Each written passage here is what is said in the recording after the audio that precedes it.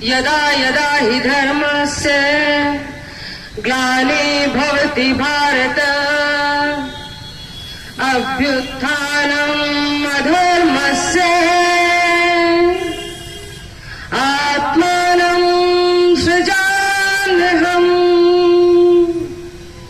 परित्राणाय साधूनां विनाशाय च दुष्कृतां धर्म संस्थापनार्थाय संभवामि युगे युगे।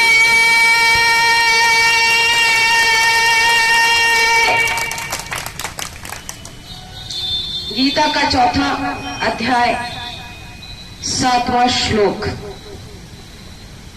कह देता है कि हम क्या करने जा रहे हैं। श्री कृष्ण ने अर्जुन से कहा कि जब जब इस संसार में अधर्म होगा, सज्जन पुरुषों का नाश होगा, तब तक मैं स्वयं यहां अवतरित होकर इस अधर्म का नाश करूंगा। आ गया है वो समय, बहुत हो चुका अधर्म, बहुत हो चुका अपमान, भोग जाए अपने सवाल होने की सजा, हम बुद्धि पाने की सजा, साहस पाने की सजा और कुछ कर पाने की जो हमारी ताकत है, उस साजिश को हम समझ रहे हैं। मैं नेता नहीं हूं, आधा जीवन देश से बाहर गुजारा है, सुख सुविधाएं भी देखी हैं,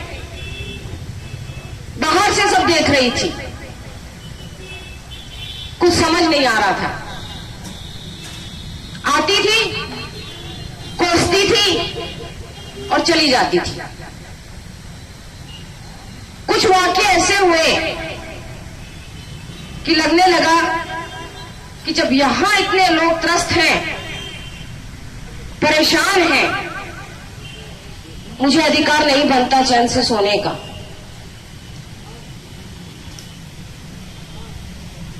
जहां पसीने की कीमत नहीं है, वहां मुझे अधिकार नहीं बनता एसी में सोने का। यूं तो कीड़े मकोड़े भी पैदा होते हैं, रात की रोशनी में आते हैं, सवेरे तक मर जाते हैं। हम उनमें से नहीं हैं। आए हैं तो कुछ कर जाएं। ऐसे ऐसे यहां वाक्य देखे कि सिर्फ शर्म से झुकने लग गया। दो ही रास्ते थे, या तो पलायन कर जाती या वापस आके लड़ लेती। जाति से ब्राह्मण हूं, कर्म क्षत्रिय वाला कर रही हूं क्योंकि शस्त्रों की शिक्षा देती हूं, कमांडोज को ट्रेनिंग देती हूं डाकुओं से लड़ने की, व्यवसाय से बिजनेस करती हूं और अपना सारा काम स्वयं करती हूं, अपना घर साफ करने से लेकर अपनी गाड़ी साफ करने तक। तो जब ये चारों चीजें मेरे अंदर हो सकती हैं और सामंजस्य से मैं एक सफलता प्राप्त कर सकती हूं, तो ये देश क्यों नहीं कर सकता। शुक्ला जिंदाबाद, शुक्ला संघर्ष करो, हम तुम्हारे साथ हैं। क्यों ये साजिश है? एक वर्ग एक काम के लिए, दूसरा वर्ग दूसरे काम के लिए, एक फायदा उठाने के लिए, एक नुकसान सहने के लिए। यह कौन निर्धारित कर रहा है? हम या हमारे वो आका जिनको हमने बिठा रखा है, कहीं प्रदेश में और कहीं देश में। गलती हमारी है, चुनते हम हैं, गाली उनको देते हैं। किसने पहुंचाया उन्हें वहां? हमने। वो तो वही कर रहे हैं जो उनको करना है, जो सोच के आए थे। एक और होगा इसके साथ। हम क्या सही कर रहे हैं? क्या हम सही लोगों को सदन में भेज रहे हैं अपनी बात सुनने के लिए? सिल्वर कलर का है। क्या ये वो लोग हैं जो हमारी पीड़ा को समझेंगे? नहीं।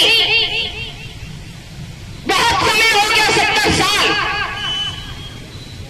इंतजार करते करते।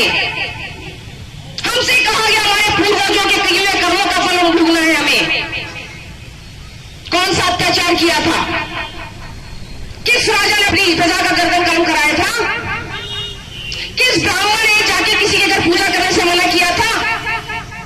या किस वैश्य ने गले से उठा के किसी गरीब को नहीं दिया था? बताइए, कौन सा अत्याचार? और अगर ये अत्याचार है तो हरियाणा में जो घर जलाए गए, जो औरतों से बलात्कार किया गया, वो क्या था? अत्याचार वो नहीं था? किस अत्याचार की बात हो रही है यहाँ? अत्याचार हो रहा है, हम पर हो रहा है।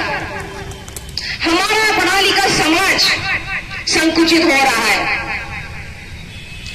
एक बड़ी विचारधारा जिन्होंने वेदों की सृष्टि की, आज उसे कोने में बिठा दिया जा रहा है।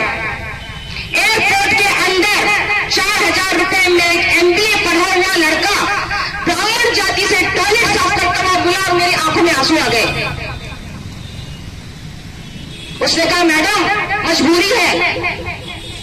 MBA करके 8 महीने से घर बैठा था, घर वालों ने भी ताना देना शुरू कर दिया, सिर भी शर्म से झुकने लगा, कब तक पैसे मांगूंगा, तो जो सामने आया ले लिया। कहां जाएगा वो युवा? और जिस देश में युवा का भविष्य नहीं है, उस देश का क्या भविष्य होगा? बना लीजिए जितनी योजनाएं बनानी है आपको। उन योजनाओं को चलाने के लिए वो पीढ़ी चाहिए समझदार, वो पीढ़ी चाहिए जो मेहनत करके नंबर लाती है और उस देश को चलाती है। जिस देश की पीढ़ी 36% वाली होगी, उस देश का क्या भविष्य है? बैठ के सदन में या वो चीफ सेक्रेटरी बनके या मंत्री का सलाहकार बनके देश की नीतियां बनाएगा? और हमारा पढ़ा हुआ युवा जो क्लेट के एग्जाम से, पीडी के एग्जाम से, IIT के एग्जाम से आता है, वो पलायन करता है विदेशों में। वो अपनी मेहनत का पैसा देता है ओबामा को, तब अमेरिका इतना समृद्धवान देश बनता है। इसलिए हिंदुस्तान आज भी उनसे पीछे है। किस आर्थिक प्रगति की बात कर रहे हैं ये लोग? ऊंचे मंच पे बैठ के बात करना बहुत आसान है, कभी मंच के नीचे से बैठ के देखिए। आर्थिक समृद्धि जो है वहां से नहीं दिखेगी, आर्थिक समृद्धि दिखेगी नीचे लेवल से। योजनाएं छाप देते हैं जनता के पैसे से। क्या चाहता है? मुझे बना दीजिए आज प्रधानमंत्री, सारे पैसे से मैं भी हजारों योजनाएं बना दूंगी सबके लिए। आप ही का पैसा है, आप ही मैं लुटा दूंगी, आपकी भी जय जय, मेरी भी जय जय। कौन नहीं कर सकता ये? किसी दलित के घर के चौनार में बैठ के उन्होंने खाना खाया है, करी पट्टी में बैठ के, वही गम का पानी पिया है जो वो लोग पी रहे हैं। कैसे मसीहा हो गई वो? कैसे कह दिया दलितों के साथ है? और उन्होंने तो शादी ही नहीं की, उन्हें क्या फर्क पड़ता है? कभी सरकारी नौकरी नहीं की, ठीक है देश के लिए झोला लेके निकल पड़े थे। जिसके पास भी परिवार नहीं है झोला लेके निकल सकता है। मेरे पास परिवार है, मेरे पास बच्चे हैं, मेरे भाई भावज हैं, भतीजे हैं, मुझे सोचना पड़ता है उनके बारे में। देश का तो बाद में सोचूंगी, जब घर में अंधेरा हो रहा है तो बाहर क्या चिराग जलाऊंगी।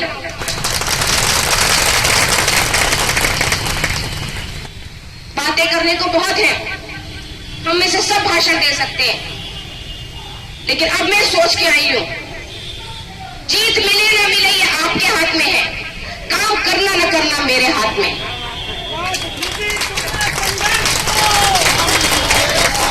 बस इसी नारे के साथ अगर मैं आ सकती हूं 25 साल के बाद इस देश में कुछ करने के लिए, तो जिन्होंने यह जीवन गुजारा है वो इतना भी नहीं कर सकते कि अपनी आवाज को पहचानने के लिए किसी को चुन के भेज सके। जिस तरह से आज मैं यहां से आपसे बात कर रही हूं, आपके लिए मैं वहां से बात कर सकूं, इतना ज्यादा नहीं है राजनीति का लालच जो मुझे सुख सुविधाएं छोड़ के आना पड़े। लेकिन एक दर्द है,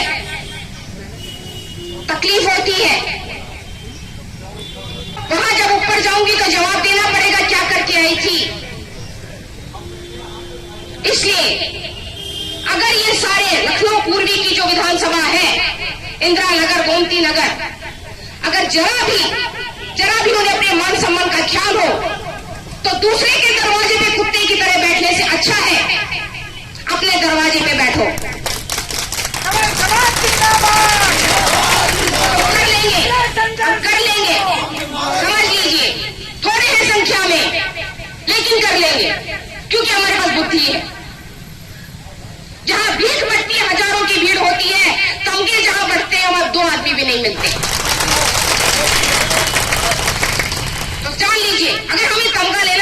से काफी है।